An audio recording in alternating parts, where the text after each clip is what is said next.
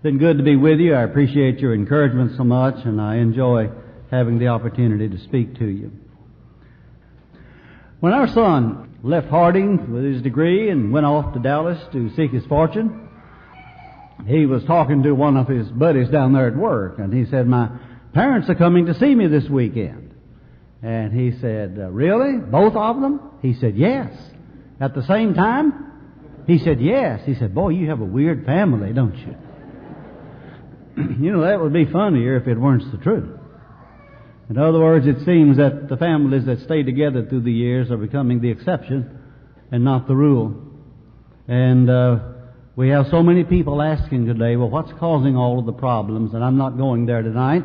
Probably couldn't share with you anything you didn't already know about it.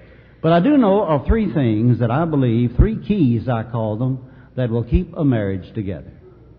And I say this to every one of you, young and old, and help us to remind ourselves of our responsibilities and what it takes to keep a marriage together. Marriages may be made in heaven, you've heard this line before, but the maintenance work is done on earth. And this is so true, as you well know. So there are 3 points, and the first point I want to make is that of trust.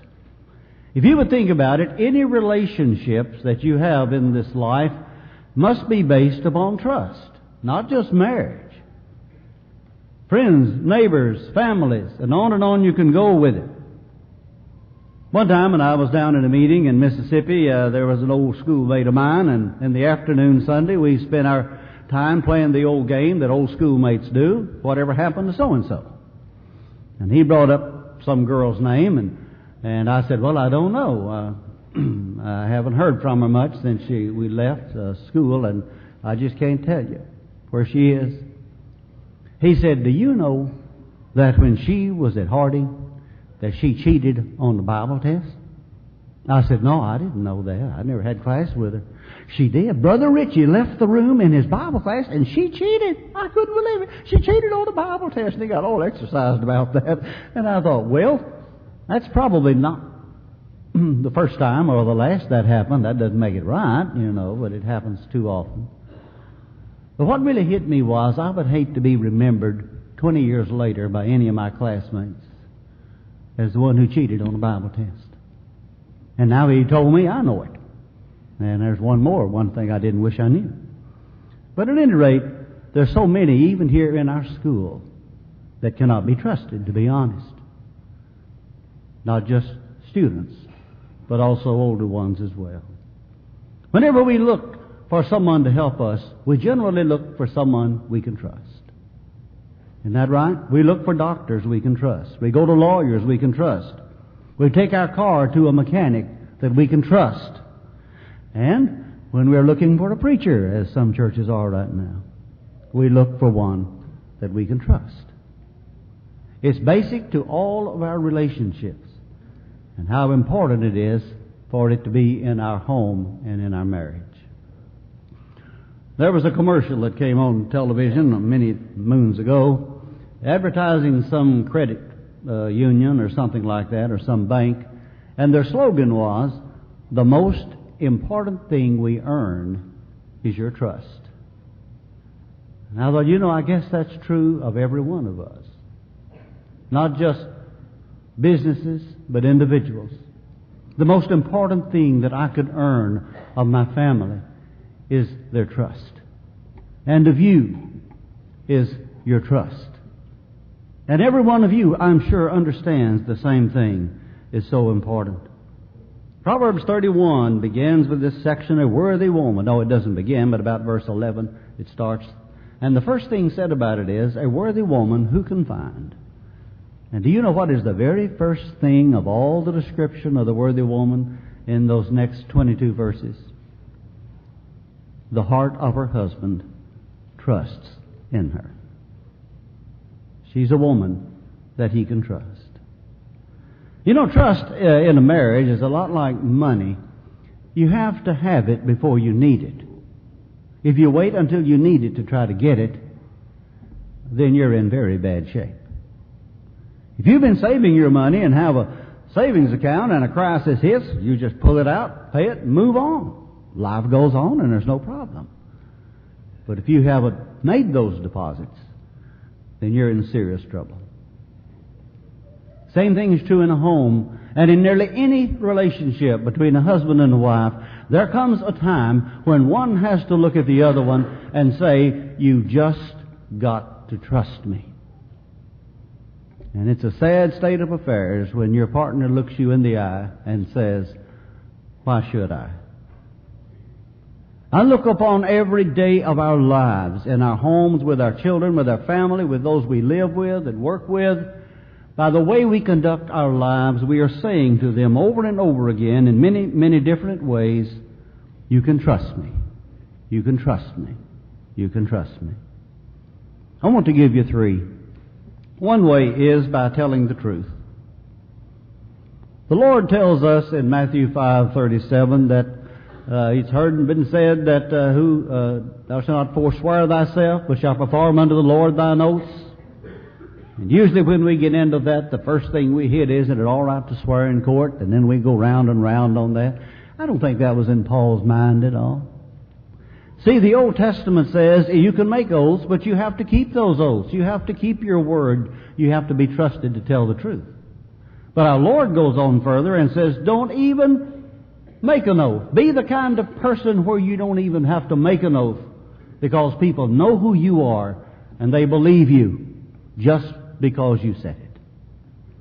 That's the kind of truthfulness we need in our homes. Our children need to know that of us, and our spouses need to know that of us, that we are the kind of people that can be trusted. Ephesians 4:25, laying aside all falsehood, speak each man the truth with his neighbor, for we're members of one of another. How important it is for us in our relationships to do the same thing. We make deposits by telling the truth. Secondly, we make deposits in our marriage and all our other relationships by being dependable, by doing what we say we will do, by being known as someone who will meet his obligations and take care of what he says he will do for you. I read an interesting book on relationships by Walter Wangerin, and he said he went in one time and just announced to his wife, said, from here on, the bed is going to be made every morning. I'll make the bed every morning.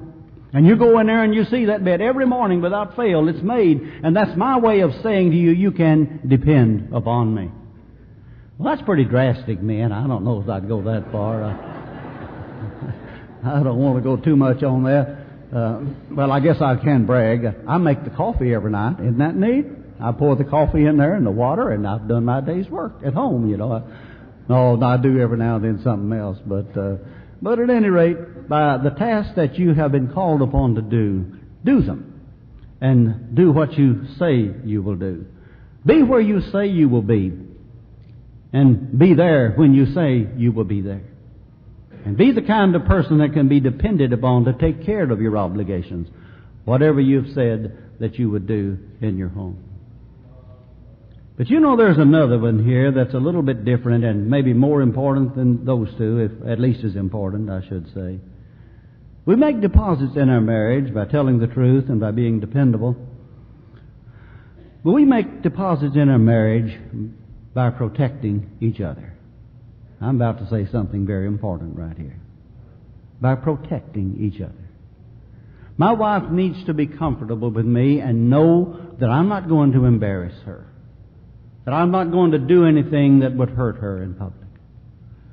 And that she can depend upon me. And I feel the same way about her. That she will stand with me and we will stand there together. 1 Corinthians 13, the love chapter in the Bible, always, you remember, the bears all things, believes all things, hopes all things, endures all things. I think that's verse 7, isn't it? There is one version, the more modern version, that instead of saying bears all things, says always protects. This particular Greek word, bear, can mean to hold up, as a pillar holds up a roof of a building. But it can also mean to protect or cover the building. And so covers all things. Protects all things. And I see my job as protecting my family. And she stands with her back to my back and she protects me where I feel undefended. And we will cover for each other. And we will do all we can to help each other look good. And we will not be tearing down, especially in public, one another. We will guard intimacies between us. And we will not betray those intimacies in a public fashion. I will protect that, and I will never, if I possibly can, never tell it. And she needs to know that I will do that and not betray her. And likewise the other way. I'm saying something to you very important. I guess you realize this, don't you? This is extremely important. I think it really is. I think that's why teenagers are so insecure, because in their relationships they haven't reached that stage, and sometimes they knife each other in the back so easily. On rare moments you can find even a high school student, and now on a rare occasion a college student you can trust. But too many of them haven't reached that level of maturity. And sad to say, there are many, many people who in their whole lives never reach that level of maturity. Always protects. I love that line. I look upon our home as a secure place where people can come in, our children, I can come in there, my wife can come in there, and they can feel safe there because they know we will not betray them. And because they know they will not betray us, we feel safe. It should be a safe place where we can be protected from the world and be shielded. And every day of our lives, as we live a life of truthfulness, as we are dependable in doing what we say we will do, and as we stand side by side and back to back and protect each other from the slings and arrows of outrageous fortune, we are saying to our husband and our wife, you can trust me. The second key of my three, I know all these overlap, but for emphasis I've made three different ones, is faithfulness. And by that I mean marital faithfulness, sexual faithfulness, and other intimacies that go with that, not just that. Sex is for the two of you alone. You know, sex is not dirty, shameful, or sinful. That was a word that we're not supposed to say, you know. That was right along with the four-letter words. This three-letter word, you don't say that in polite society. You know, where God put it in the Garden of Eden there with woman and man, it was a good thing. When He said, be fruitful and multiply and fill the earth, it was a good thing.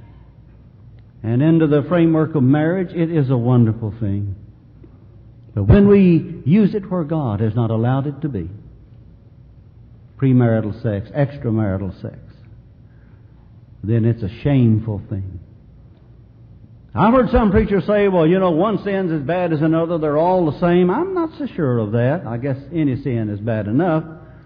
But it seems to me that this sin of fornication must be in a class by itself, because this is the only sin, as far as I know, that gives the innocent party the right to remarry. That's pretty strong, isn't that right? Matthew 19:9, whoever divorces his wife and puts her away and marries again, except for fornication, commits adultery. And then again, not only in Matthew 19, but also back in Matthew 5, the same thing is said. In 1 Corinthians chapter 6 and verse 18, Paul encourages us to remain faithful to our partners. Every other sin a man commits is outside the body, but he who commits adultery has sinned against his own body. It sounds to me like Paul is saying there's a sin there that's even worse than the others, not only in the way it dissolves marriages, but also in the way that it defiles our bodies. I want to read two brief passages from Proverbs. One of these is in Proverbs chapter 5, beginning at verse 18. Well, 15. Let's just start there. Drink water from your own cistern, fresh water from your own well. He's not telling you where to get water. He's saying being satisfied with the wife you have. And then we drop down to verse 18. Let your fountain be blessed, and rejoice in the wife of your youth. Let her breast satisfy you at all times, and be exhilarated always with her love. For why should you, my son, be exhilarated with an adulteress, and embrace the bosom of a foreigner? And then we turn over one page in the Bible to chapter 6, and begin reading at about verse 27. Can a man take fire in his bosom, and his clothes not be burned? Can a man walk on hot coals, and his feet not be scorched? So is one who goes into his neighbor's wife. Whoever touches her will not go unpunished. The one who commits adultery, verse 32, with a woman is lacking sense. He who would destroy himself does this. He who would destroy himself does this. By keeping ourselves with our partner, this is one of the most important ways of faithfulness. I was flying to Atlanta. That's where you always fly to when you go off to preach, it looks like. You start from there. But at any rate, I was sitting on the window, and there was a woman all sort of dressed up nice sitting there in the middle, and this man over here on the aisle, and you never saw the going on between those two. You thought they were old enough to get out of that, but they were just all over, just being so cute and funny and hugging and all this, and I thought, this is downright disgusting. You know, making love is wonderful, but watching other people do it is a bummer. It really is. It gets old in a hurry. So I just looked out the window, played like they weren't there. And we finally got to the airport, and I followed them out. Well, I followed him out. She didn't get up, and I had to crawl over her awkwardly, and I knew right then something was wrong. Followed him out, and when we got into, what do you call that place out there? Terminal, that's what I was trying to say, the terminal. That little room out there, I thought the terminal was the whole thing, but anyhow. Thanks for your help, Chris. Appreciate that. And so we went out there, and you know what was there? There was that man's wife, 2 or 3 little children, waving like this and hollering, and he went over there and gave her a big kiss and picked up the children, loved on them, and they went off, one happy family. And you know, preachers shouldn't have ugly thoughts, but they do sometimes. And I thought to myself, you scum, you scum. I don't know whether the other woman went off to the next stop, which was Washington, I think. On second thought, she might have gotten off after everybody cleared, so she wouldn't be seen anywhere near him. I don't know. I didn't care that much about it. I just found the one that was looking for me to take me to church, and that was good enough. And you know, that wouldn't be so bad if that's the only time that happened that day. But I'd say that was just the one of, how many would you say, 100? Or maybe more than that. We may not even want to know. Some of you have a long legacy, and some of you are building on one. We have 45 years of marriage coming up this August. If I did something stupid now, it would be 45 years before I could even get back to where I am now, and I figured it up, and I'd be 114. No, worse than that. Yeah, that's what it is. I don't know. It's going to be way up there anyway. It wouldn't even be worth the trouble, would it, try to get back to that long. And I'm looking at some of you that have a longer legacy than that, and some of you young folks are already beginning to build on that. And don't ever, ever do anything to break it. Don't ever do anything to break it. I want you to look at 1 Thessalonians 4. Paul has some advice along this line, and there are 2 different ways this verse can be taken. Either way, it could teach a great lesson. In verses 3 and 4 of 1 Thessalonians 4, for this is the will of God, your sanctification. That is, that you abstain from sexual immorality, and that each of you know how to possess his own vessel in sanctification and honor. The word vessel here can mean your wife. In other words, by being unfaithful, he is saying that's no way to treat your wife. You hold her in sanctification and honor, and you honor her to the point that you would never do anything like this that would bring shame or dishonor to her. The word vessel here can also mean your own body. And he is trying to tell us maybe that we keep our body in. You know, not only does our soul, but our bodies are temples of the Holy Spirit. And this is no way to defile our body. Glorify therefore God in your bodies. Every other sin is without the body, but he who commits a fornication defiles his own body. I'm sure you remember that from Paul. And so this verse, of course, is teaching basically the same lesson. You need to decide right now in a calm moment, especially you younger folks, many of you made that decision years ago, what you would do. When you are presented with this opportunity or temptation to be unfaithful, this is no time to start deciding what you ought to do. You need to make that decision right now in a calm moment here, right before the invitation song, as we sit here and study on these things, that this is the way that I will react. I think that's good in a lot of ways in life. To plan ahead, if this happens, here is the way I'm going to respond, and not wait for the moment to try to figure out if we could anticipate it. And this is what I am going to do.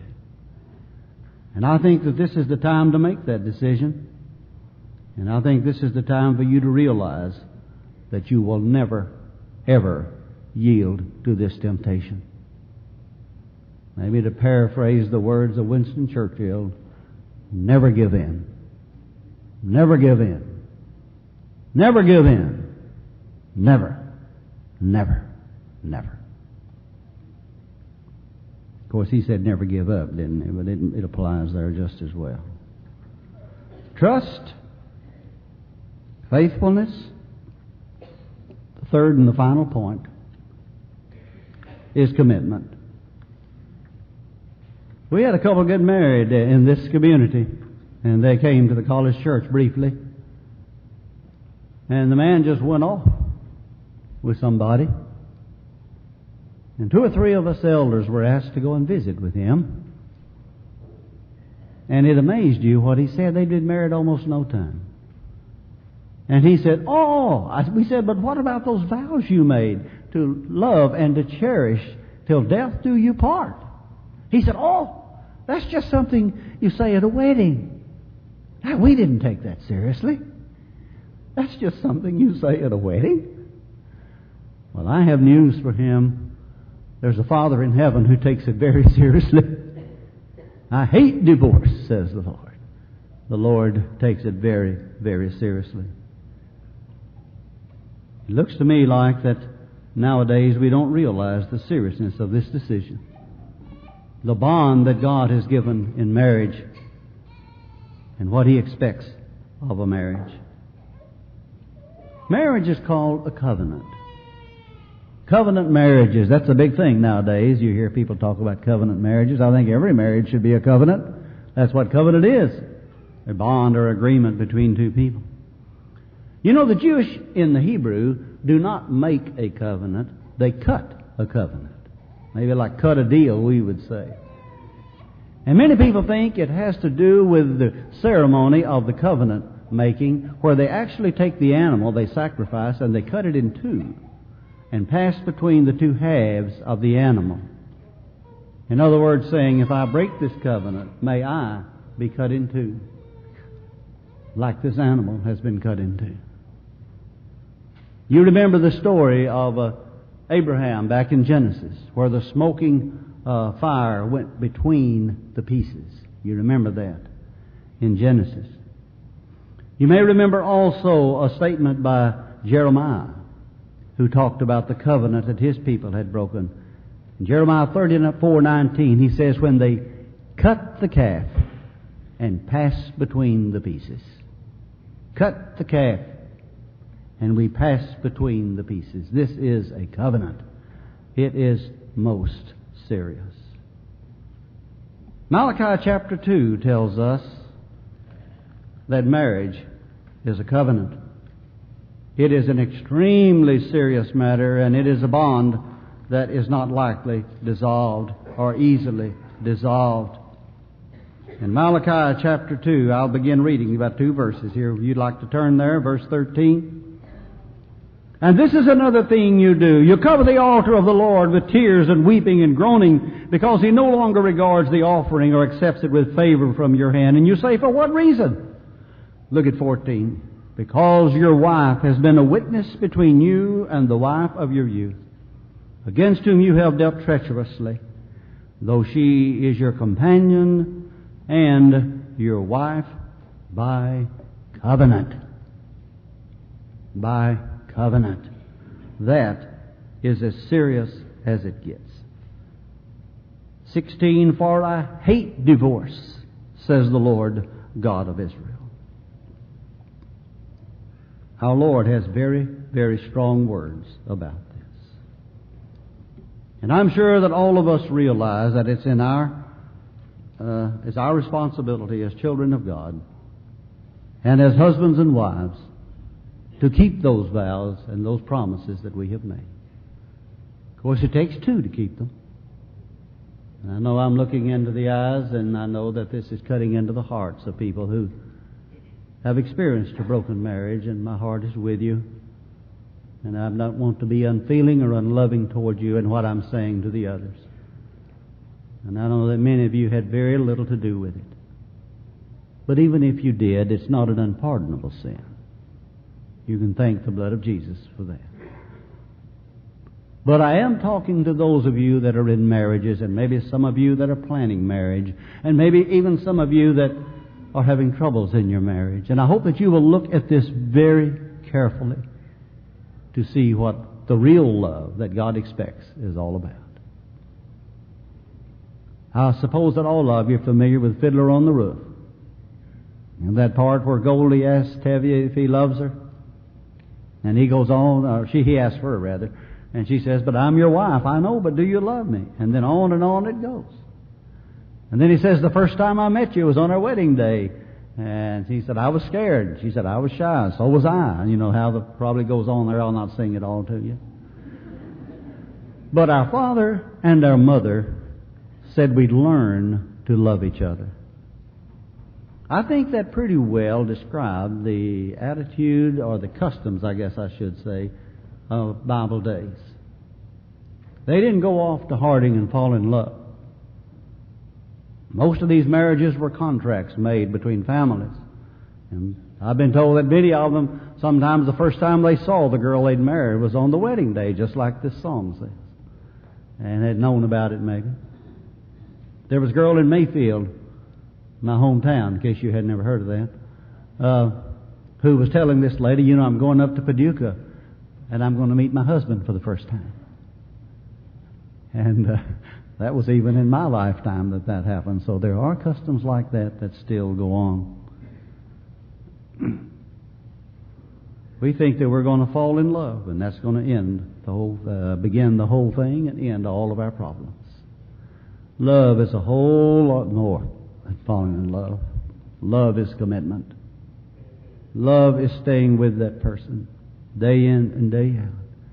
Unselfishly giving your life to them, meeting their needs and building upon that marriage and making it stronger every day of your life. Marriages are made in heaven, but the maintenance work is done on earth.